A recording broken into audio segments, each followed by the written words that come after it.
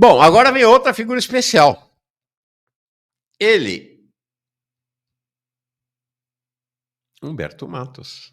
Demorou, gente, o pessoal pedindo, aí marcamos, aí deu um problema, ele não pôde vir, mas hoje está aqui com a gente. Que legal. Humberto, que bom que você está aqui, tudo bem? E aí, Mauro, tudo bem? Como é que você tá, cara? Eu tô bem, tudo legal. Maravilha. Bom estar contigo aqui.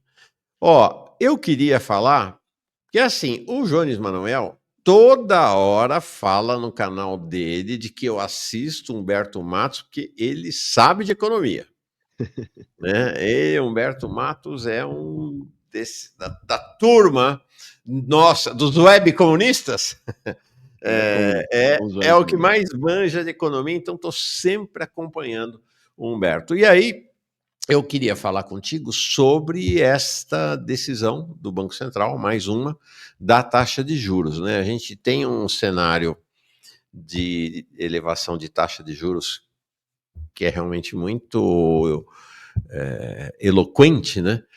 Que é essa taxa como esta de 14,75 só houve em julho de 2006, a última vez, portanto quase 20 anos, 19 anos desde que uma taxa apocalíptica como esta existia, né? A gente teve em julho de 2015 e agosto de 2016, 14,25.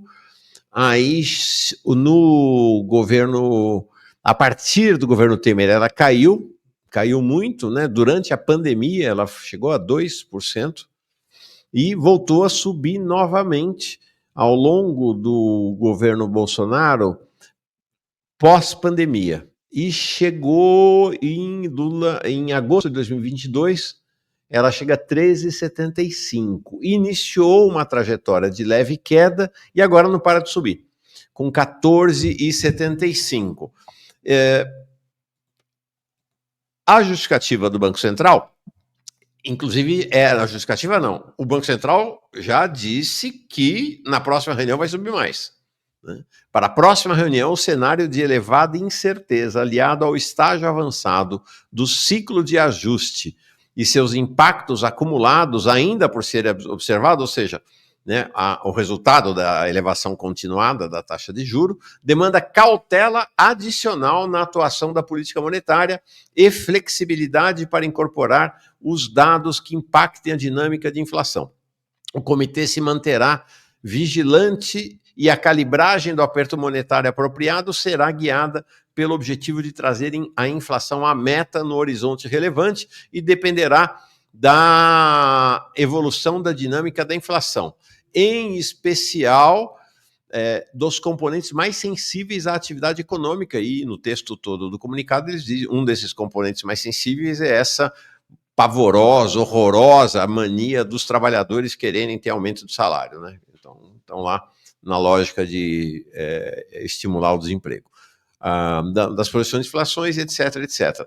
Aqui, acho que essa elevação agora marca uma diferença, Humberto, que é um rompimento. Tudo aquilo que a gente falou lá atrás, que apanhávamos dos petistas, lulistas, governistas o tempo todo, dizia, olha, esse Galípolo é a continuidade do Campos Neto, não vai mudar, vai continuar e tal, e acho que hoje você já tem um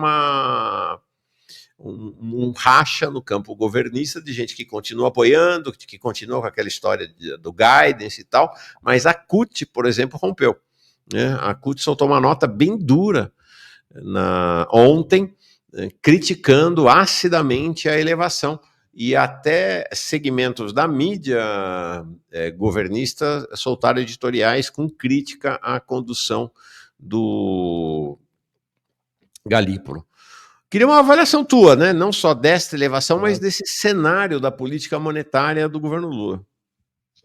Então, primeiro, obrigado pelo convite, Mauro. É sempre um prazer muito grande estar aqui Para contigo, mim com que é. a audiência aqui do Manhã Brasil, né?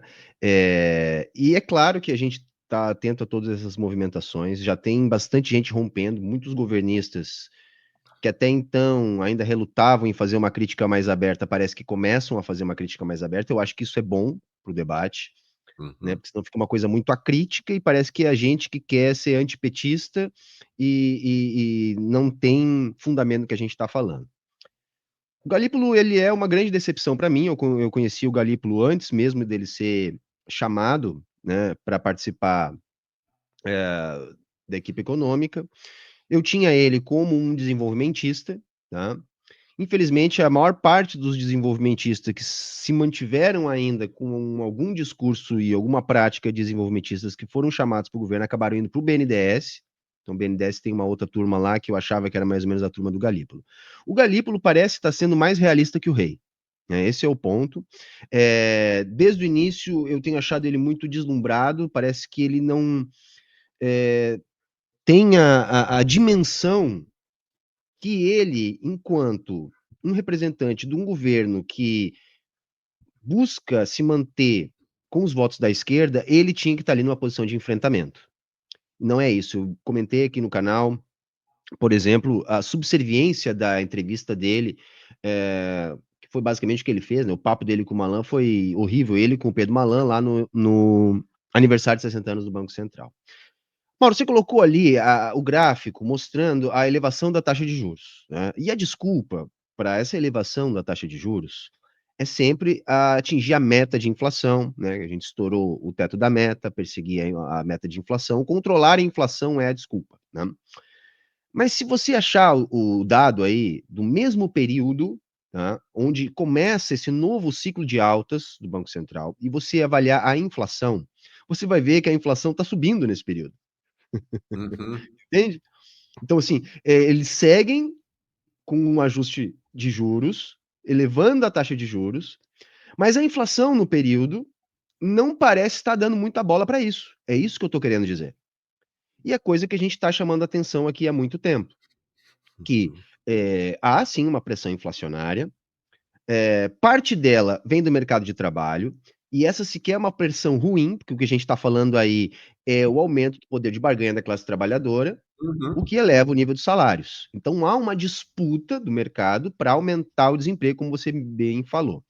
Veja, gente, não é que o Brasil está em pleno emprego, não é que está uma maravilha. Não, não é isso.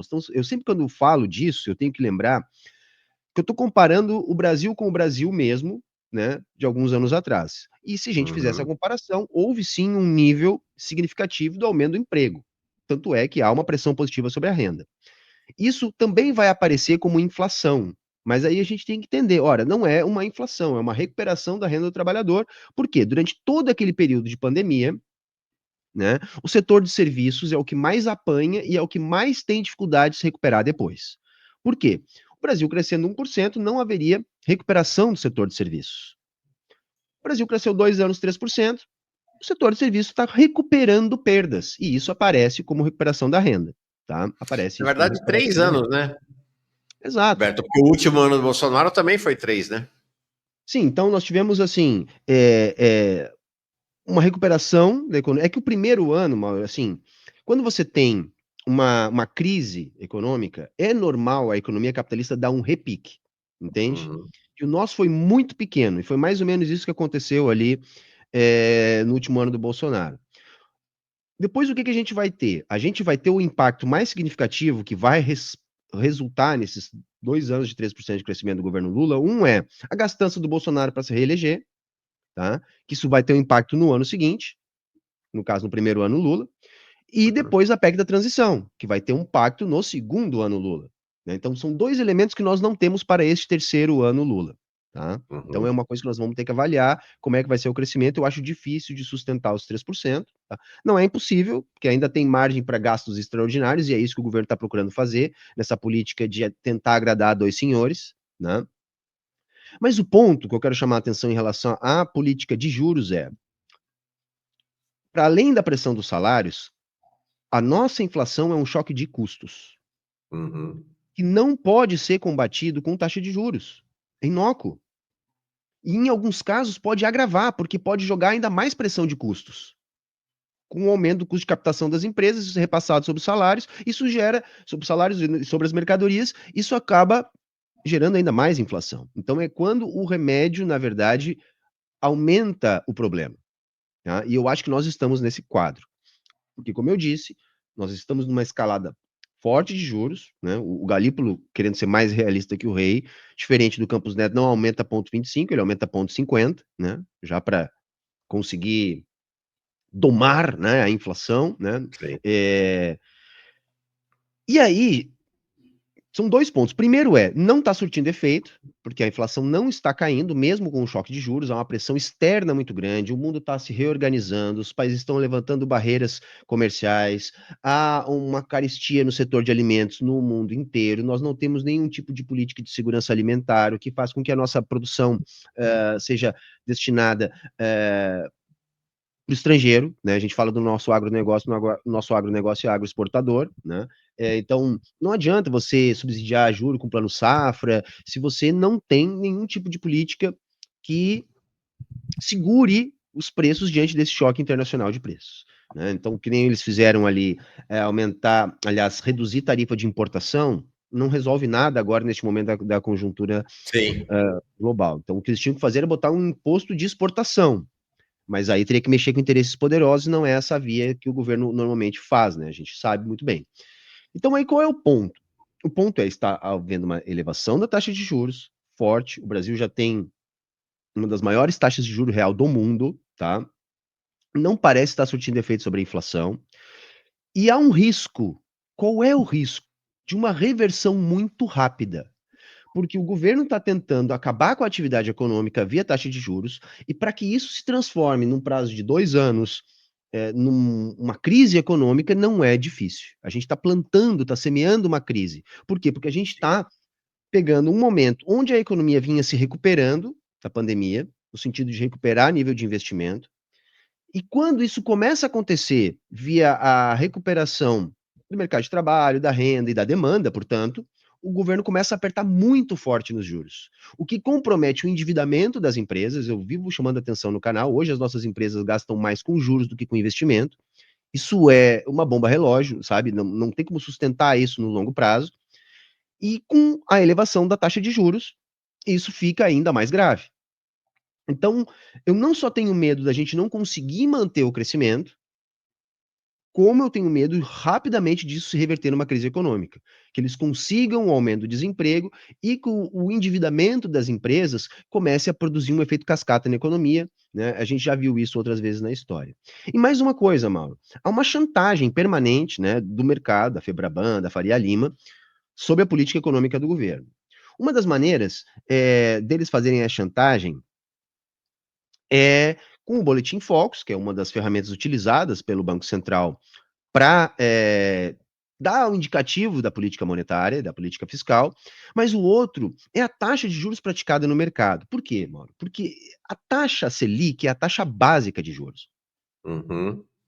Ela é a taxa que os bancos pagam para se financiar no mercado interbancário de reservas.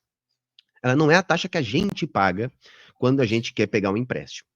É lógico que a taxa que a gente paga quando a gente quer pegar um empréstimo é impactada pelo custo de captação de recursos dos bancos, né?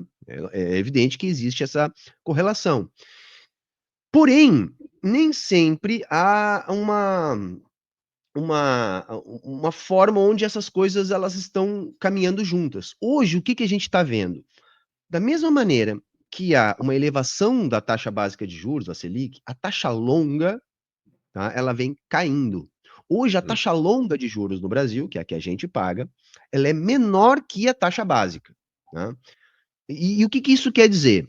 Isso quer dizer que o próprio mercado já está entendendo que essa taxa deve cair.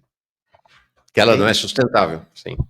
Que ela deve cair, porque se eles estão derrubando a taxa longa, é sinal de que eles estão esperando um corte de juros, né? Por isso que eu estou dizendo, olha, é uma política hoje mais realista que o rei. Eu Uhum. já esperava esse aumento, porque já tinha a indicação na reunião passada. Eu acho que não teremos mais aumentos. Eu acho que o que o Banco Central quis dizer agora é não sabemos, tá? Por quê? Porque eles não sabem como que o É mercado de verdade, trabalho tanto vai que há se comportar. interpretações distintas, né? Tem gente interpretando que o Banco Central está sinalizando que vai aumentar e gente achando que o Banco Central está sinalizando que parou de aumentar. Eu, Acho que eu, essa é eu da. seria uma terceira opção. Eu acho que é o que os macroeconomistas chamam de sem guidance. Ou seja, não tem viés. Que quando sai a ata do Copom, geralmente se tem um viés de, olha, terminou a taxa, né, de subir, às vezes se diz vai baixar, às vezes se diz vai subir. E às vezes se diz vamos aguardar para tomar qualquer decisão, que eu acho que é o que está escrito ali, tá? Uhum. Por quê? Porque há uma pressão interna muito grande, né? Febraban, Faria Lima, todo o setor rentista, para a elevação da taxa de juros, basicamente por quê? Por causa do mercado de trabalho, que para eles ainda está muito aquecido. Eles podem dizer que Uhum. é inflação, mas isso é bobagem, não é a inflação que está incomodando eles. O que incomoda eles é mercado de trabalho, isso aí eleva a renda do trabalhador, aumenta o poder político de barganha do trabalhador, eles não querem isso, tá? Porém, há uma pressão externa muito favorável agora para o Brasil, né? O dólar está em queda, não só no Brasil, mas no mundo inteiro, tá? E isso por si só já é um fator, e não só o dólar, o petróleo também. O petróleo também, tá? Então, com petróleo e dólar em queda, você tem pressões de custos deflacionárias, entende? Claro. Então, a questão vai ser como é que vai ser agora ao longo desse mês? O que que vai ser mais significativo? Se essas pressões deflacionárias ou se a pressão política que quer aumentar o desemprego. Tá? Então, o Banco Central parece que não deu guindance nenhum, tá? Dizendo, olha, é isso aqui, vamos ver, tá? Sim. Eu me decepcionei com a nota do Banco Central, porque eu esperava já um viés de baixa, por causa desse cenário externo e por causa de ser, a princípio, um governo progressista, né? Porque o discurso todo era esse. E eu acho que muita gente dentro do PT começou até a fazer mais críticas agora por causa disso. Porque os mais conservadores, Mauro, eles até podiam dizer o seguinte: olha, e esse é um discurso que eu em parte concordo, entendendo um pouquinho de macroeconomia. Não dá para dar cavalo de pau, tá? Porque é gente muito poderosa, se você dá um cavalo de pau, a especulação vem muito mais forte, acaba tendo um custo maior ainda de segurar a pressão. Seria possível segurar se a política monetária fosse nossa, mas não é nossa. A política monetária, ela não é controlada pelo Estado, ela é parcialmente controlada pelo Estado. Então tá, os mais conservadores ainda diziam o seguinte, não dá para dar um cavalo de pau, é necessário algum tempo, é necessário alguma coisa, só que esse tempo já passou. Não dá mais para Uhum. sustentar esse discurso de que não é possível dar um cavalo de pau na macroeconomia. Não é mais possível sustentar aquele discurso que o Galípolo assumiu um viés já dado pelo Banco Central, e se ele no primeiro momento já não cumprisse com aquilo, já geraria uma grande incerteza enquanto a nossa institucionalidade. Essa desculpa não funciona mais. Essa desculpa não funcionando mais, o que que se esperava? Ora, há uma mudança muito significativa no mercado internacional. São semanas sustentadas de pressões deflacionárias sobre o real, né? E também nos combustíveis. Petrobras anunciou uma redução no diesel, tá? Segunda ou terceira no ano, vou comentar agora no domingo, tá na pauta da live. Essa última sequer chegou na bomba.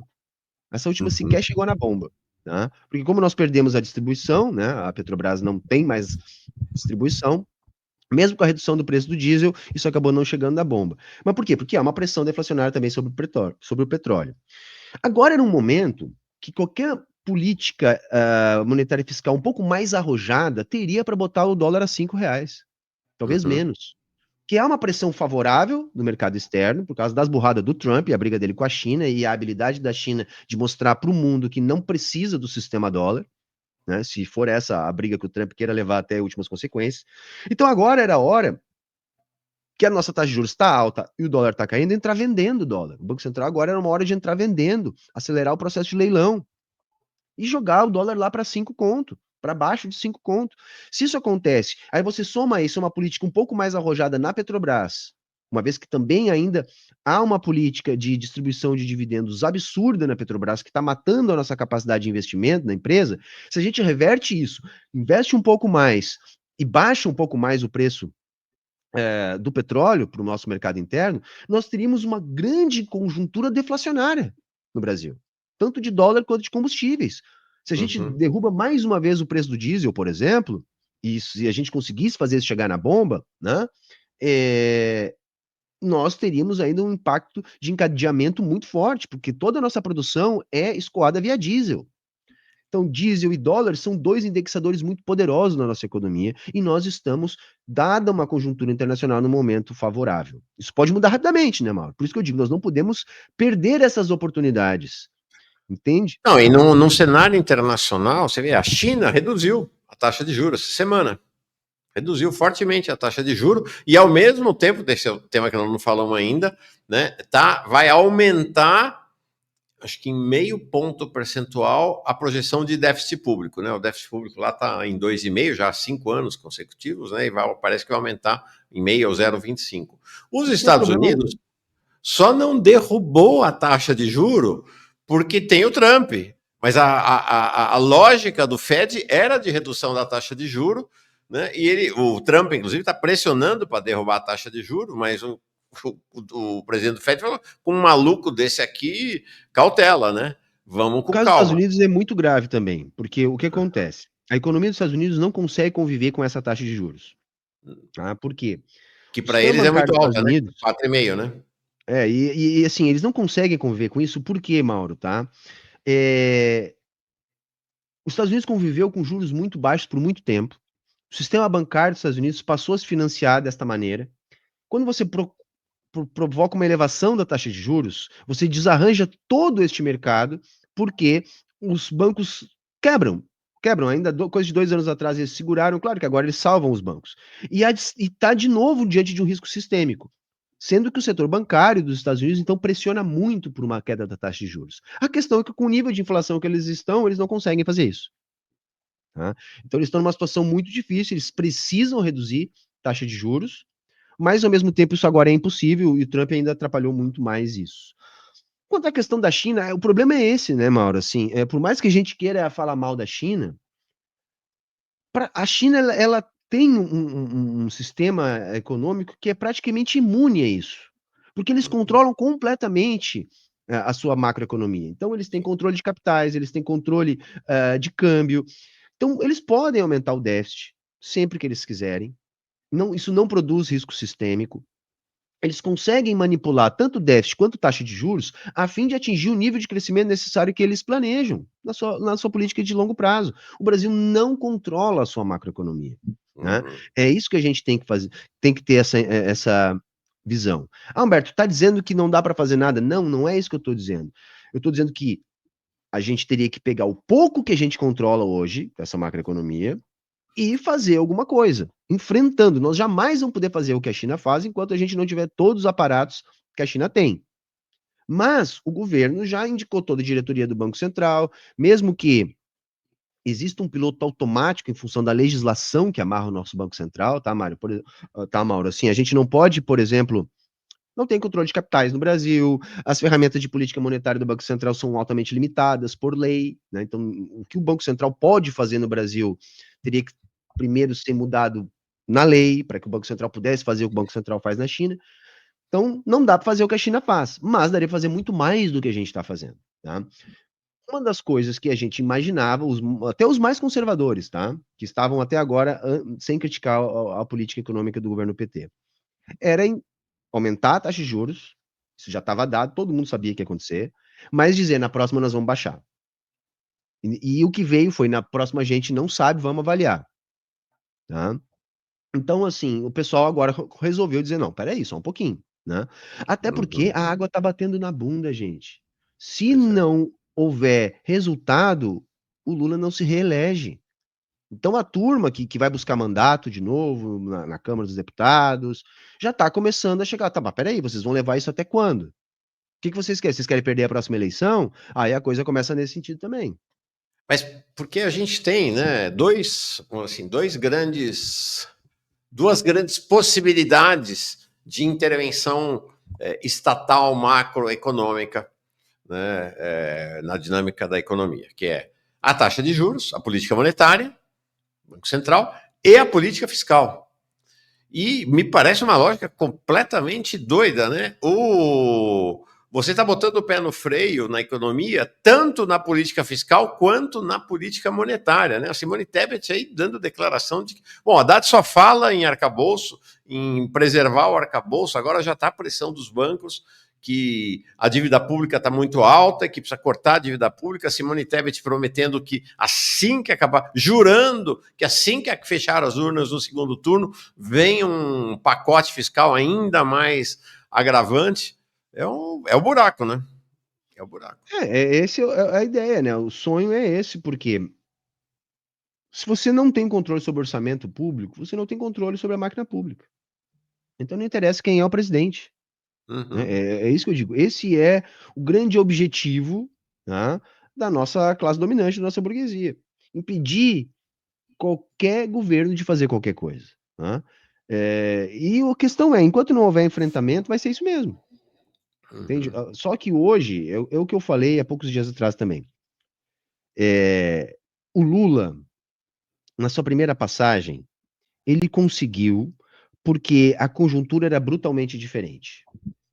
Então, o Brasil crescia muito mais rápido, havia um espaço de investimento público muito maior. Se a gente pegar toda a média dos 2 primeiros governos Lula de investimento público, tá, em relação à porcentagem do PIB, é muito maior do que a gente tem agora, incomparável. O Brasil crescia também a números muito mais robustos. E em alguns momentos, nem tão poucos, a gente inclusive fez isso com o superávit. Então, o Lula acredita que isso é possível. Olha, é possível crescer, investir, fazer superávit, agradar o agronegócio, os bancos e melhorar um pouco a vida do povo. Aquilo foi um momento muito breve e com uma Uhum. conjuntura muito específica. A conjuntura hoje ela é brutalmente diferente, né? O que a teoria marxista da dependência nos diz? Olha, é possível um crescimento da economia do sul global, dos países periféricos dependentes, sem enfrentamento, a reboque do crescimento dos países centrais. Resumindo, quando os países centrais estão crescendo forte, ou quando a economia Uhum. capitalista está crescendo forte, é visível e possível o crescimento de economias periféricas, apenas como um reflexo do crescimento dos outros. Foi mais ou menos isso que aconteceu no primeiro ciclo. Nós tinha O boom todos os das Estados Unidos. commodities, né? Não só o boom das commodities, mas esse boom das commodities tinha a ver com o crescimento da China. A China Sim, crescendo 2 exatamente. dígitos. E isso produzia um boom de commodities. Então, o que produzia o boom de commodities era o crescimento da economia capitalista, né? Das relações de produção tipicamente capitalistas, que fez com que isso acontecesse. Hoje, o mundo ele é radicalmente diferente. É um mundo de crescimento muito baixo, de expectativa de recessão, de expectativa de guerra, de fim do ciclo de acordos comerciais do século XX e primeiro quartel do século XXI, com novas barreiras sendo levantadas. Portanto, não há esse espaço. O que eu estou querendo dizer? Hoje, o capital não dá espaço nem para o mínimo de crescimento. Nem para o mínimo de crescimento. Uhum. O que enseja uma mudança, no mínimo, dessa postura. Tá? Essa postura sendo mantida, ela vai ser o que vai inviabilizar até mesmo a reeleição do Lula. Uhum. Você acha que está em risco, inclusive, a reeleição do Lula? Eu acho que, se fosse hoje, eu apostaria todas as minhas fichas no Lula. Ainda. Por quê? Porque ele é um nome muito forte, tá? E a direita tá ainda um pouco batendo cabeça do que vai ser o espólio do Bolsonaro. Sim. Mas até lá, continuando as coisas como estão, eu acho que pode sim mudar essa conjuntura e aí a coisa fica muito difícil para uma reeleição do Lula. Então vamos para o cenário, pulando do cenário da macroeconomia para a macropolítica. Nós estamos no momento, e talvez estejamos sendo um pouco alarmistas aqui. Não sei. Prefiro o alarmismo do que a lassidão. Mas parece que a gente está num momento de confronto institucional no país, que é essa decisão da Câmara dos Deputados de mandar o Supremo suspender todo o processo relativo aos 34 líderes do golpe. Tinha muito mais líder do golpe, mas esses são os que a investigação da PF e a decisão da PGR de denúncia colocou na cadeirinha ali. Então, a decisão da Câmara, que em princípio seria para suspender a tramitação da ação naquilo que diz respeito ao Ramagem, porque ele é deputado federal, e o Zanin, na qualidade de presidente da primeira turma, tinha advertido a Câmara, só pode suspender aquilo que é relativo ao momento em que ele foi diplomado como deputado. Antes disso, né, não. Vocês não podem suspender. Aí a Câmara não apenas suspendeu tudo do Ramagem, como suspendeu de toda a ação penal. Então, num aberto conflito institucional, o STF reagiu ontem com um pedido do Alexandre de Moraes, que o Zanin acedeu, e a partir de hoje começa uma sessão virtual extraordinária da primeira turma para avaliar a resposta da Câmara. Mas a gente tem um cenário de conflito institucional. Tão grave quanto o cenário de conflito institucional, Humberto, me pareceu que foi o desenho da votação. Né? Porque o desenho, houve uma mudança de qualidade nessa votação. Para um tema que era um tema, em princípio, um sustentáculo da frente ampla, amplíssima do governo Lula, que é exatamente a estabilidade institucional mínima do país, o combate aos golpistas do 8 de janeiro, você teve um racha, né? Dos 315 votos para aprovar a emenda, 192 saíram do Centrão, que é base do governo, que domina 12 ministérios do governo. Então, parece que a gente tem né, ao mesmo tempo a crise do INSS correndo solta, pelo outro lado, momento me parece complexo. Como é que você avalia essa situação política agora? Eu avalio como uma forma, porque esse Centrão é a nossa direita tradicional, misturado com alguns bolsonaristas não tão escancarados, né? Mas, na verdade, também tem metade ali bolsonarista também, né? Além da nossa direita tradicional. Eles já estão pensando nas eleições, Mauro. O que eu penso dessa história é o seguinte: o STF vai derrubar. Tá? O STF não vai deixar isso acontecer. Tá? Claro. Só que. Não tem alternativa, inclusive, a não ser derrubar, né? Sim, não há alternativa, não. Mas vai acontecer. E eles sabem que vai acontecer. Tá? Tirando meia dúzia de doidinhos de bairro que tem lá na Câmara, que tem mesmo, né? Em geral, eles sabem que vai acontecer. Mas eles não estão preocupados com isso. Eles estão preocupados com a manutenção da narrativa política deles, que é: o Brasil é uma ditadura, o problema é o STF, olha só o que eles estão fazendo, isso é fora das regras, é a ditadura da toga, aquela coisa toda. E isso vai alimentar muito esse debate, tá? E vai fortalecer o discurso deles já preparando a campanha. E isso mostra uma segunda coisa: o governo Lula não tem base para governar. Não existe essa base. Não existe. É uma coisa assim que simplesmente só é aprovado com essa base o que é, em alguma medida, interesse dessa base. E se é uma base da nossa direita tradicional com uma parte de bolsonarista não tão desavergonhados, o que é o interesse dessa gente? É alguma coisa relacionada ao povo trabalhador? Não é. Né? Não existe base de governo. O que existe hoje de base de governo de esquerda deve dar 100 deputados. Né? E o governo não governa. Né? O governo não governa. Eu estou isentando o Lula? Não, eu não estou isentando o Lula. É a política que ele construiu, é a política que o PT constrói há tanto tempo. Né? É uma coisa que eu tenho dito sempre. Toda eleição para o legislativo, eles dizem a mesma coisa. Não, o governo Lula não governa porque não tem parlamentar. Ponto 1 nós jamais vamos ter maioria no parlamento. Então a gente teria que governar junto com o povo, né? Governando a quente, jogando pressão sobre essa gente, porque eles têm medo de povo. O governo não jogando pressão sobre essa gente é o que está acontecendo agora. Não tem base para governar. A base deveria ser o povo. E segundo, quando chega nas eleições, eles não fazem absolutamente nada para aumentar a base parlamentar.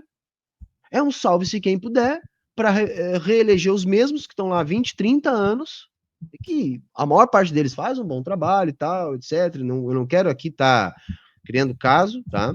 Mas o fato é esse. Não se faz nada para aumentar a base, e mesmo que se a gente aumentasse a base, a gente só conseguiria ter base de governo para fazer o enfrentamento que eu estou dizendo desde o início. Olha, não vai haver avanço em relação à qualidade de vida do trabalhador do Brasil, ainda mais nessa conjuntura internacional, se não houver enfrentamento. O que é esse enfrentamento? As pessoas, Humberto tem esperança no Lula. Não, eu estou fazendo uma avaliação e eu estou dizendo, olha, o Lula não vai fazer isso. Ele nunca fez isso. O que eu estou dizendo é possível fazer isso. Tá entendendo? O que eu estou dizendo que é possível fazer? Manda para o Congresso, chama a Rede Nacional de Televisão e Rádio, bota o bloco na rua, movimenta as pessoas, não aprova, bota de novo, bota as pessoas na rua, joga pressão, sabe? Faz política. Faz política não, então, quente. entrega pro Alckmin de vez, pô. Entendeu? É isso que eu tô querendo dizer. Dá para Entendi. fazer. Eu não tô, quando eu digo que dá para fazer, turma, tá? Eu não tô dizendo que eu espero que o Lula vá fazer. Eu tenho 43 anos. Eu conheço o Lula há muito tempo, entendeu? Ele não tem, eu não nutro nenhum tipo de esperança disso. O que eu tô dizendo é, dá para fazer, mas o Lula não vai fazer. E teria que ser assim, porque hoje não tem base, não tem governo. Não tem. O que tem hoje é um governo que tenta sustentar, e isso é que está matando a. É uma outra coisa que eu não lembro qual entrevista esse dia que eu falei exatamente a mesma coisa. Claro que tem um problema de comunicação, porque eles falam que o problema do governo de popularidade é a comunicação. Aí a gente diz, não é a comunicação, é a política. Mas lógico que tem um problema de comunicação. Por quê? Porque a política está errada. Esse é o que Uhum. a galera tem que entender. Vejam, o bolsonarista, quando ele vai acompanhar nas redes sociais o seu deputado, tá? O que que ele está vendo? Ele está vendo o deputado pautar o seu programa máximo. Ele está vendo o seu deputado pautando aquilo que é a cartilha da extrema-direita que ele quer ouvir, que aquela pessoa que está Claro. ideologizada quer. A esquerda institucional, ela fica presa numa situação que é a seguinte: ela foi eleita com uma base de esquerda, com um discurso de esquerda, né? E é isso que o eleitor está esperando ouvir enquanto prática. Só que aí a bancada parlamentar não pode demonstrar que está fazendo isso. Fica-se o tempo todo dizendo, não, mas espera aí, mas não, mas veja Uhum. bem, não, mas olha só, não dá. Tu tá entendendo? Então, claro, isso vai gerar um problema de comunicação. Por quê? Porque a gente não consegue delimitar uma linha. Aqui Sim, eles, aqui nós, eles estão defendendo isso, nós estamos defendendo aquilo. Fica muito claro. Assim fica uma coisa turva, Mauro. Porque sim. parece que a disposição, quando a gente vê uma entrevista do Haddad, é que o Haddad ele não quer dizer para o trabalhador, para a trabalhadora brasileira, assim, olha, não, nós vamos fazer diferente da direita. Não é isso que ele diz. O que ele diz é, nós vamos fazer a mesma coisa que a direita, só que melhor. Uhum. Entendeu? O papo dele é o seguinte, a direita diz que faz superávit, quem faz somos nós. Entendeu? A direita diz que entrega o programa neoliberal. Não, quem Sim, entrega somos nós. Então, na verdade, isso eleitoralmente é um baita tiro no pé. claro. Ah, Entendeu? Porque essa coisa dos governadores estaduais na segurança, até caricato, né? Do Quaquá. Não, quem é, manda, bandido bom, bandido morto, mas quem manda pra vala mesmo são nós. é. Fica Então, bom. assim, isso aí a pessoa pode olhar e dizer, não, foi um problema de comunicação. Não, não é comunicação. Isso reflete na comunicação, Claro. mas é um problema político. Não, você traz uma questão interessante, porque esse argumento da correlação de forças, se a extrema-direita tivesse conselheiros políticos como aqueles que aconselham o governo Lula, ela também não saía do lugar. Se você olhar pelo número frio, a extrema-direita tem no Congresso 130 deputados. É isso, essa é a Não, a extrema-direita. extrema-direita, sim, mas em geral, tá? Não, O mas o que que a eu estou gente chama de dizendo, centrão é se. tudo direita, né? Claro, mas aí tem o centrão. Mas se a extrema-direita olhasse para o número frio da correlação de forças, diria, jamais que a gente vai conseguir aprovar a anistia. Né? Olha lá, o Centrão é da base do governo, eles têm 12 ministérios, eles estão fechados com o Lula, olha lá o Lula com o Alcolumbre, olha lá o Lula com o Gumota. Mas aí o que, que a Errou, não direita vai. faz, Aí o que, que Mauro? eles fazem? Luta política, vai pra rua, tá indo É pouca gente, isso. vai. Porra. Entendeu? Aí a direita tá fazendo para aprovar a anistia que eles não têm base para aprovar, porque eles sabem que se a opinião pública pressionar, esse centrão é só a opinião pública, eles estão pensando na eleição do ano que vem, ainda mais agora. Se eles achar que o bolsonarismo está muito forte e que de fato a anistia é algo que vai ser politicamente bom para eles, eles vão aprovar a anistia. Estão entendendo? Não, Humberto, e tem outra coisa, né? Mesmo que seja derrotado. Ele foi derrotado, mas ficou com o discurso, pô. Sim, Tá certo? não, mesmo que seja, mas ainda ficou, foi derrotado, mas foi um empate técnico, foi na É, fração, exatamente. entendeu? Não ficou Exatamente. aquela coisa, não foi uma derrota, não, ele, olha só, o lulismo venceu de lavada, o bolsonarismo tá acabado, a gente tá dizendo desde o início, olha, o Bolsonaro perdeu, eu acho que o Bolsonaro não será candidato, ainda acho isso, pode ser que mude, mas acho que ele não será candidato, mas o Uhum, bolsonarismo não morreu, isso a gente também tá uhum. dizendo desde o início, Sim. né? E a questão vai ser quem é que vai cooptar melhor esse espólio, mas eles continuam mantendo politicamente engajada a sua base. E é uma outra crítica que eu faço e que a galera que é mais petista me xinga. Porque o petista, às vezes, ele chega lá no meu canal e diz assim: o PT é a maior força politizadora do Brasil. Porque a gente aprendeu a fazer política com o PT, de esquerda, etc.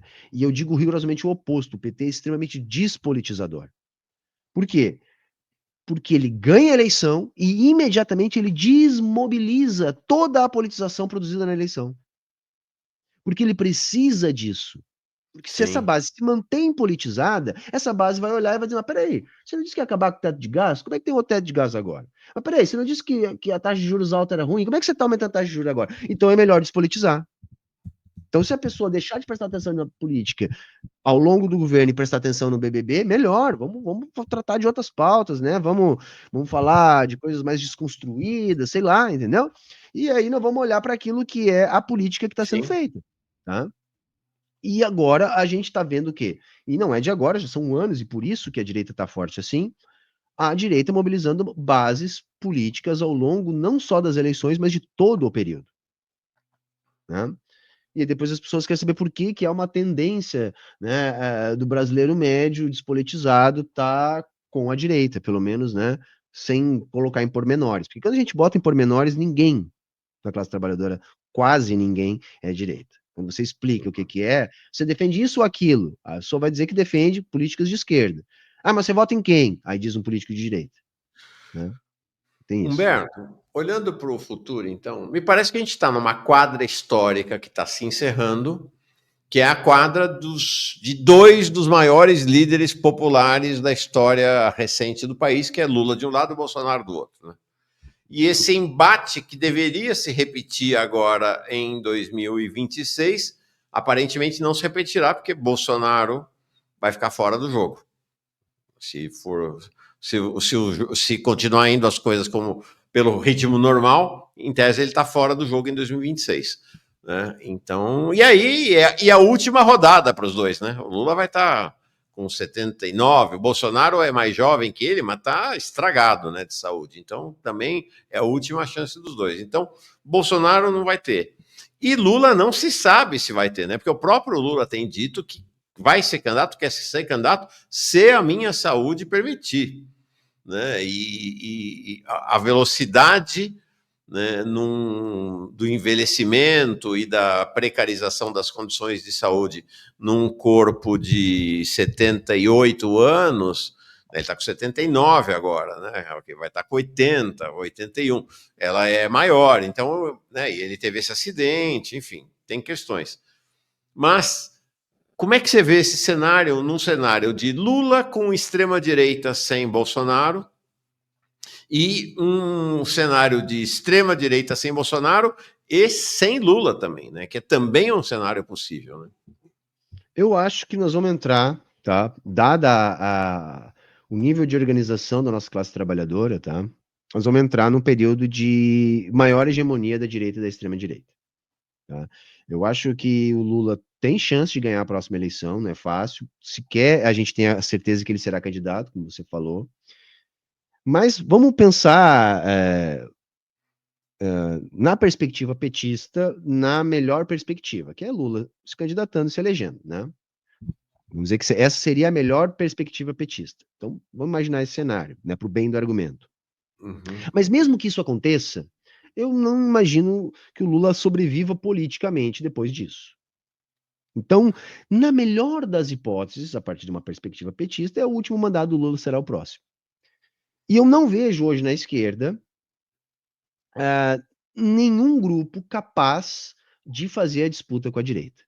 Assim, de igual Uhum. para igual eleitoralmente. Eu não Sim. vejo. Isso é muito ruim, mas não é impossível de se reverter. Por quê? Porque uma das coisas hoje utilizada pela direita é que a gente tem 20 e tantos anos do PT, o país está pior e que tem que mudar. Entende? Logo, Uhum. logo esse discurso vai poder ser utilizado contra eles. Aí, Mauro, entra o nosso trabalho, tá? Entra o nosso trabalho, que é de superar a perspectiva do petismo. Eu sempre Uhum. digo isso, eu quero superar o Lula, mas eu quero superar o Lula não idealmente, não conceitualmente ou teoricamente. O que eu tô querendo dizer? Eu não quero ser superior teoricamente que o Lula, não. Eu quero que a gente supere a política do PT no grande debate público. Uma das coisas que eu tenho falado nas últimas semanas, Mauro, é que nós, comunistas, sobretudo esses da nova geração, é, precisamos deixar de falar para a nossa bolha, tá? Uhum. Nós temos que participar do grande debate político. Nós temos que estar nos grandes holofotes. Nós temos que estar significativamente também eleitoralmente, Mauro. Uhum. Sei que tem muita gente purista que acha que, não, a eleição é farsa. O que eu tenho dito no meu canal, é que eu estou incomodando alguns de nós de propósito com esse discurso, que é dizer o seguinte: se a gente não consegue mobilizar um camarada a sair no domingo da sua casa para ir votar, tá? Num número significativo a ponto da gente ter 2, 3 parlamentares dessa nova geração, Sim, como é que a gente vai imaginar que esse camarada vai estar organizado, tocando tarefa e construindo a revolução? perfeito. Tá entendendo? Então, assim, Uhum. vamos parar, vamos botar a bolinha no chão, vamos reconhecer, nós não somos 1%. A gente não elege um deputado, tá? Nós temos que mudar essa realidade, tá? Isso. Nós temos que mudar, isso flagrantemente tem que mudar. Nós não vamos fazer a revolução com as eleições, não é disso que eu tô falando, não é disso. Mas se nós tiver, tá? Imagine a seguinte situação aqui, vamos brincar com a galera agora, tá? Próxima eleição, ah, o Jones Manuel, o Humberto Matos e o Chavoso da USP tornam-se deputados federais. O que vocês acham que ia acontecer, turma? Pro debate do comunismo. Primeiro, né, o burburinho, né? Claro. Os novos leninistas da Câmara dos Deputados. Entrevista em jornalão, entrevista em revistão, em portalzão, convite para televisão mainstream, no horário bacana, na rede local. Quem é esse comunista que defende o Stalin, que agora está na Câmara? Imagina, Uhum. seriam 3 gabinetes. Cada deputado, turma, tá? Tem mais ou menos uns 140 conto por mês, 140 mil reais por mês para distribuir de salário, tá? Pode ter não sei quantos escritórios políticos na sua base, ou seja, tem grana para alugar uma casa, botar gente a trabalhar. Sabe o que é isso, turma? Uhum. Militante pago. Isso Uhum. é gente que pode dedicar sua vida à militância. Imagina essa gente organizando outras pessoas e falando de Oh. revolução e falando de leninismo. Tá entendendo? É isso que eu tô falando. Isso é participar do grande debate. Aí nós vamos começar a construir condições materiais concretas de superar o Lula. Porque por enquanto não adianta a gente estar certo, e eu acho que a gente está certo. Mas nós estamos brigando para ver quem é o mais correto, o melhor intérprete, dentro de uma bolha que não faz 1%. Uhum. E isso tem me incomodado. Se desculpem, Sim. mas tem me incomodado. Você sabe que tem uma relação muito antiga com o José Genuíno, foi meu professor no colégio de equipe, e a gente mantém relação até hoje. Segunda-feira ele vem aqui, inclusive. E essa era uma coisa que ele sempre falou: ó, nós não existe na história brasileira a esquerda, nem a centro-esquerda tem maioria no Congresso. A direita Não, isso sempre não foi existe. maioria no Congresso. E se a eleição municipal não é um termômetro para a eleição presidencial seguinte, ela é um bom termômetro para a eleição parlamentar seguinte. E o que a eleição de 2024 mostra é que 2026 vai ser ferro. Né? É, 2026 vai ter um aumento da hegemonia da direita no Congresso. Mas o que o Janino me falava, e ele atuou assim, é que um parlamentar de esquerda, leninista, ativo, agressivo, articulador, funciona como uma bancada de 20, de 30. Né? E é isso. O PT hoje está com 80, tinha 15 e parava o Congresso, entendeu? E era uma coisa assim muito. E você articula o Congresso com a mobilização. A gente olha o Glauber.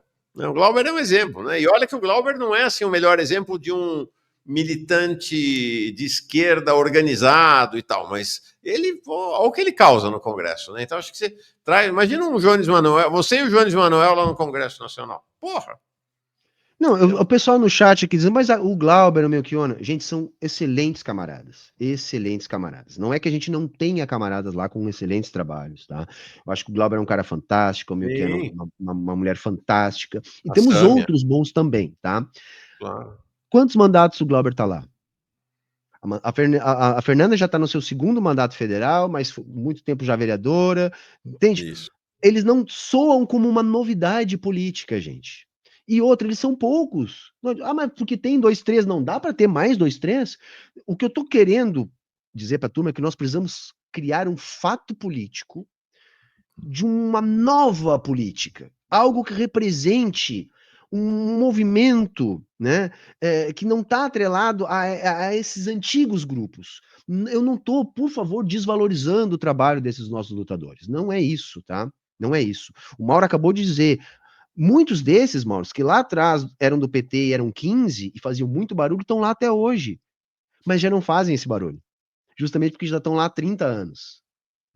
Sabe? Alguns deles, né, que entraram lá no final dos anos 80, no início dos anos 90, estão lá até hoje. Né? Pô, vamos dar alguns exemplos aqui.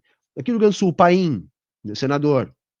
Uma coisa era o Sim, Paim lá de trás, né? Quando ele saiu sim, lá da base, do núcleo dele, né, que ele estava... E outra coisa é o Paim depois de 30 e tantos anos no Senado, um senhor de 80 anos, tá entendendo? A Maria do Rosário. A Maria do Rosário deve estar há 30 anos lá, 30 e poucos anos. No início da carreira dela, quando ela saiu lá do Rosário mesmo, com toda aquela luta, era uma coisa. Depois de 30 sim. e poucos anos, já é outra. Entende? Nós precisamos. Veja, eu não estou dizendo para não votar na Maria do Rosário, não votar no país. Por favor, não me entendam mal. Não é isso, tá, gente? Eu acho que eles têm uma contribuição, sabe? Eu não gosto de desdenhar quem já tem alguma colaboração, uma coisa, eu acho que não é por aí. Mas o que eu estou dizendo é, eu fui candidato a deputado há 3 anos atrás, e eu vi, ninguém me contou. Chega na hora da eleição, esses grupos que elegem esses mandatos protegem os seus mandatos. E Claro. dane-se qualquer estratégia de aumentar a bancada. Só que não é da benevolência deles que nós vamos conseguir esse espaço. Sabe, não tem como eu chegar lá para a Melchiona, por exemplo, tô falando dela porque ela era do partido que eu concorri, tá? E dizer, ô, meu cara, quem sabe assim, tu abre mão aí de $500 mil da tua grana aí, porque, porra, eu acho que eu tenho chance. Quem sabe você me dá aí? Ela vai dizer, você tá maluco, cara? Tá chegando agora aqui, quem é você na fila do pão? Tá entendendo? E outra, a gente precisa de toda uma estrutura grande justamente para ter esse mandato. Então, não, isso não vai acontecer. Isso não vai acontecer. Nós temos que cavar esse espaço. Entende? É isso que nós temos que fazer.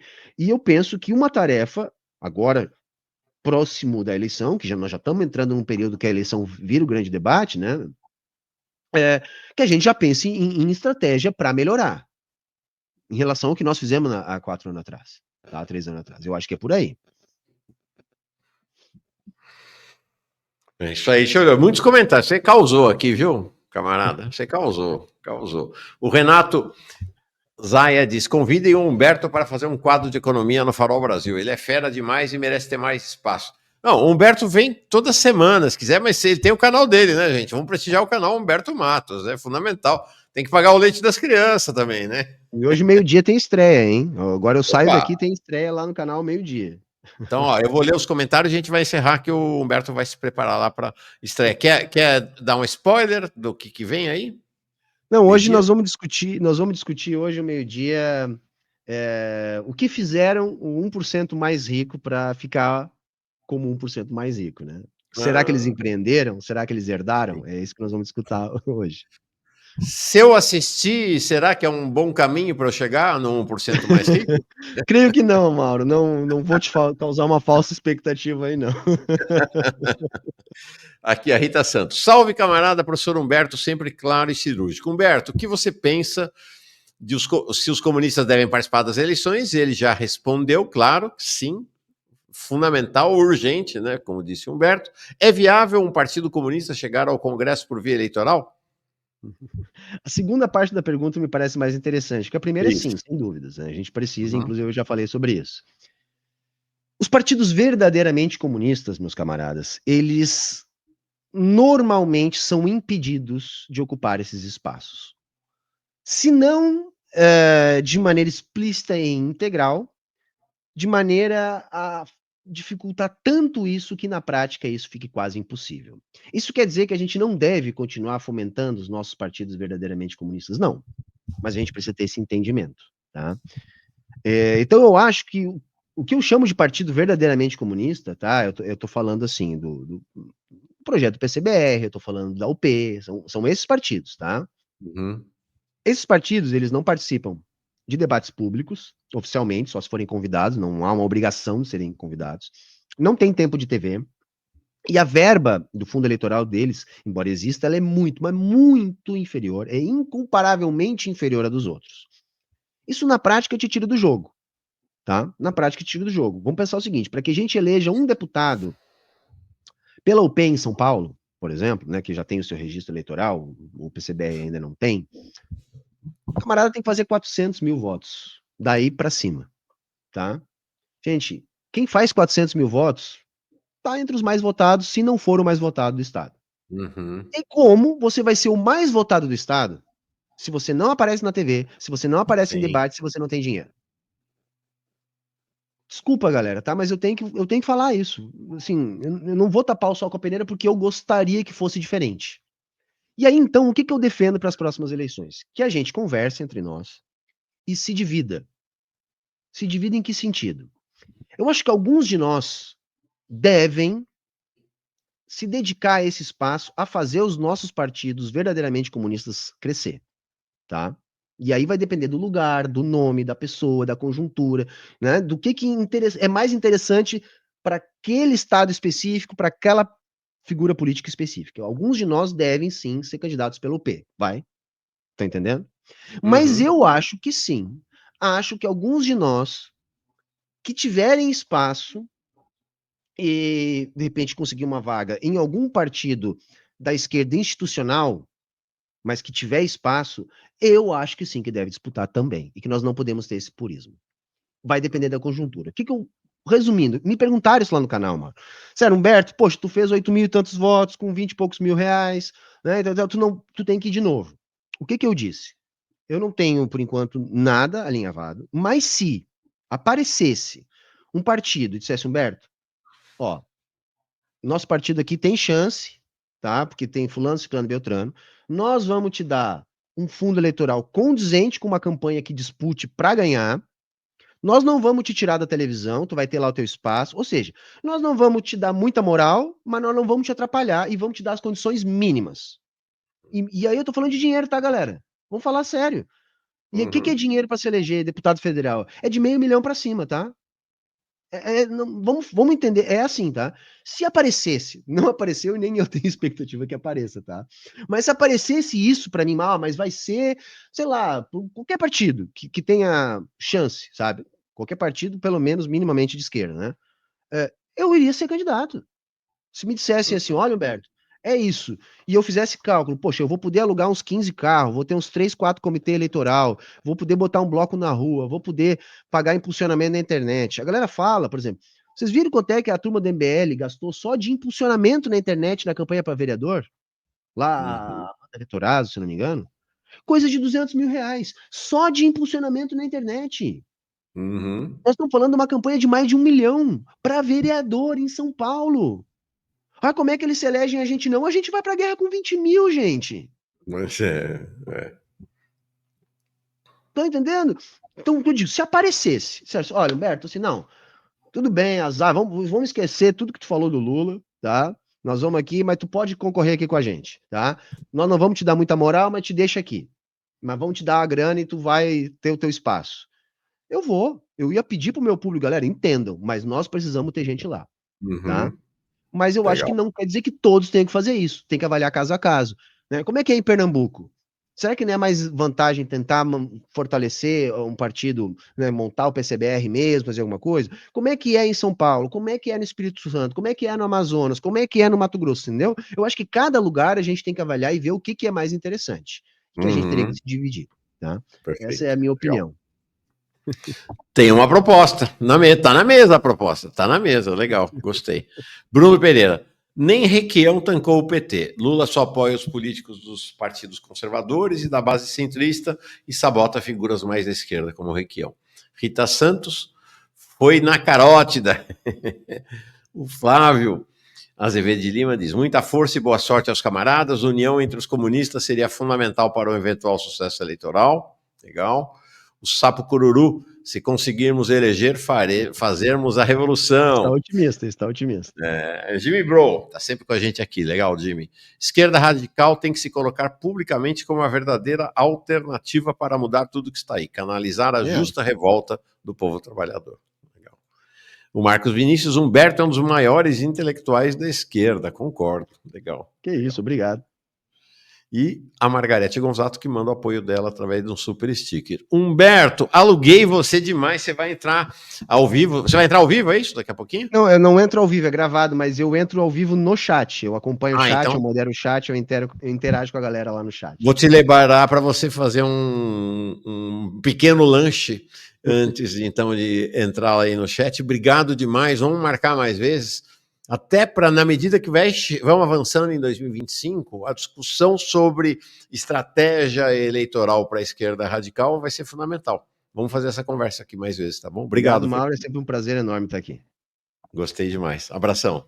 Valeu, tchau, tchau.